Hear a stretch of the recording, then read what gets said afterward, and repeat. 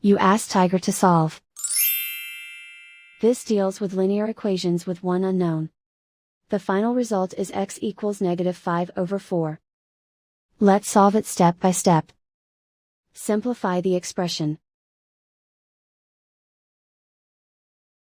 Swap sides. Isolate the x. Divide both sides by 20.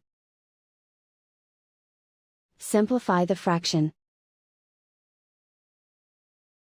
Find the greatest common factor of the numerator and denominator.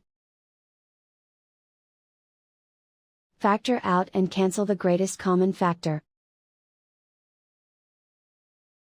And so the final result is x equals -5/4.